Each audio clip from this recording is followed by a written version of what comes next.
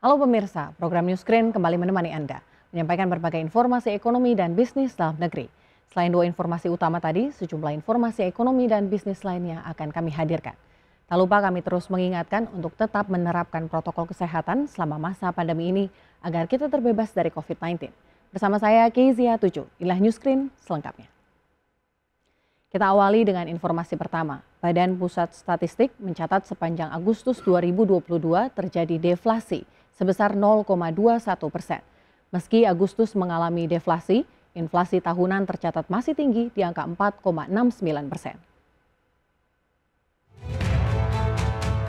Badan Pusat Statistik mencatat sepanjang Agustus 2022 terjadi deflasi sebesar 0,21% atau terjadi penurunan indeks harga konsumen dari 111,8 pada Juli 2022 menjadi 111,57 pada Agustus 2022.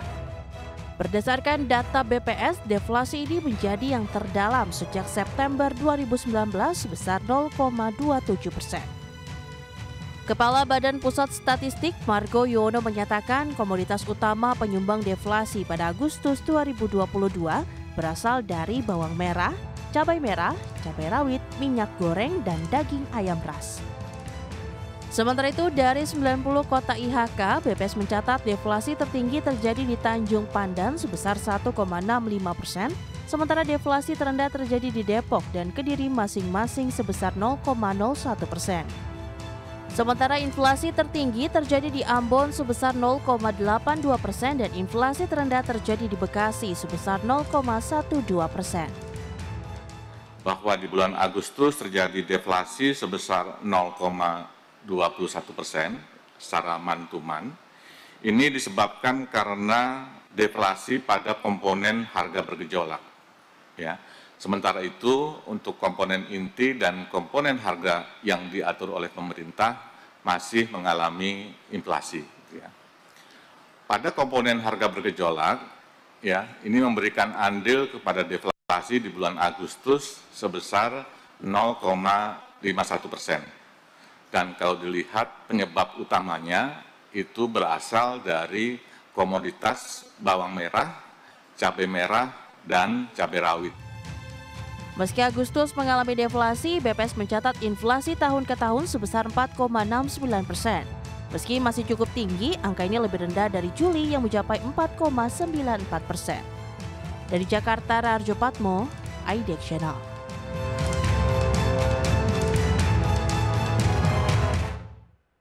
Meski Agustus 2022 mengalami deflasi 0,21%, Direktur Eksekutif KUR Indonesia Muhammad Faisal meminta pemerintah untuk tetap mewaspadai tren kenaikan inflasi ke depan seiring wacana kenaikan harga BBM bersubsidi.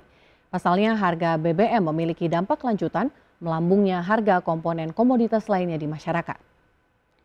Menurut Faisal, setiap kenaikan harga BBM bersubsidi sebesar 10%, maka akan menambah inflasi 1,2%. Belum lagi dampak inflasi lanjutan dari komponen bahan pangan yang juga akan ikut naik.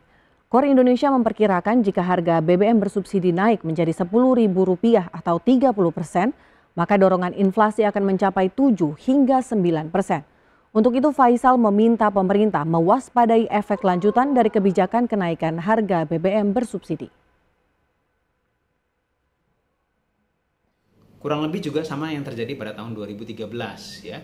Nah, jadi di tahun ini ya, jika pemerintah menaikkan harga Pertalite dan solar yang disubsidi, apalagi kenaikannya sampai 30%, ya ini potensi inflasinya juga relatif besar. Satu, Pertalite itu memiliki share terhadap total konsumsi BBM itu lebih dari 80%. Ya, dan solar juga sangat penting perannya terutama dalam distribusi barang ya, sehingga dampaknya terhadap inflasi besar.